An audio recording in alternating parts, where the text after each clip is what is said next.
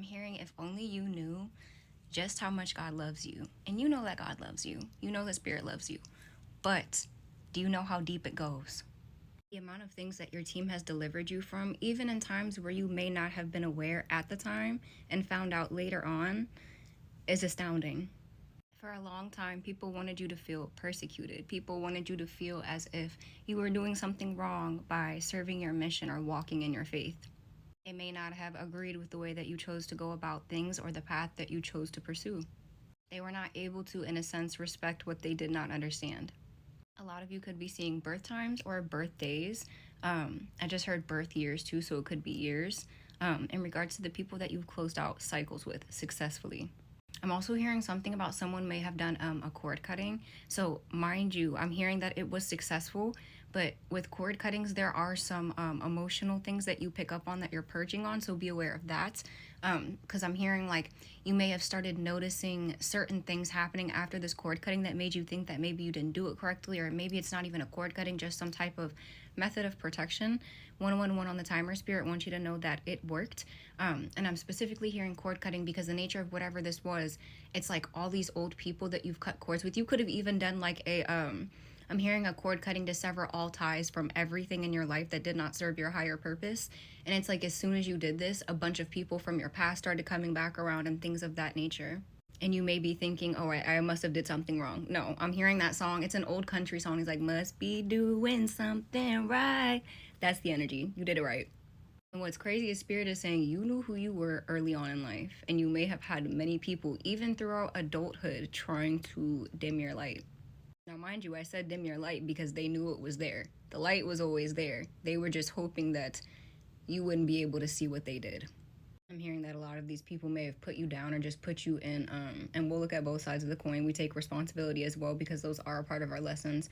But it's like a situation of you being put through a lot of tough and trying circumstances in order to be where you are at today, not just physically, but emotionally and spiritually in your growth.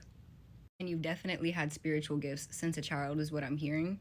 And I'm hearing that people may have tried to place doubt on you specifically surrounding that. So a lot of you that are coming across this may have tapped into your gifts later on in life, or you always knew they were there, but either you were silent about it and like you developed them in silence, or it's the energy of you tapping into it later on in life.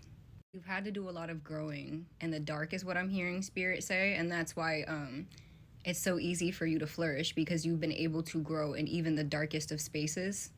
Most of this too is what I'm seeing. It's like I'm seeing a flower in the dark and someone's still trying to like cover it. So it's like the energy of you've had to dim your own light in a sense because people weren't comfortable with the power that you brought. But you're no longer doing that because you realize at this point that it's only doing yourself a disservice. And in a sense, the biggest lesson for us is looking at that in the sense of we may have shown people how to treat us because we didn't stand up for ourselves in the past or because we didn't stand on those boundaries. But that's not to say that things aren't different now. You have to go through those things in order to know what you want and what you don't want. And one thing you cannot deny is the fact that you have always prevailed through the grace of Spirit. It's that simple. Those parts of yourself that you've disowned or those parts of yourself that maybe others have made you feel as though it shouldn't be there, it was always meant to be acknowledged and celebrated, not the other way around.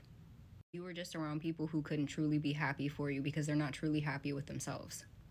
And I'm hearing Spirit say it has a big part to do with lessons because it's the lesson of, especially for leaders out here, how do you view yourself when other people are looking at you in a different light? That's what I'm hearing. Like, regardless of what these people think and say about you, how do you really feel about yourself? And I feel like this is a major lesson because of the fact that you may not have received a lot of genuine love throughout your life. But you've always gave it willingly and freely. And I'm hearing, I don't know when I got to the point to where I started becoming okay with or absorbing these other people's thoughts of me and just taking it at face value, but that's no more for you. That may even be a really good shadow work prompt as well, thinking about the age where you remember where you started taking in these projections of other people. I'm also hearing this could have something to do with you being an empath and absorbing certain energies as well. So this could have been 11/11 when you really started to tap into those spiritual upgrades again, or into your spirituality, into your gifts. All right, love y'all.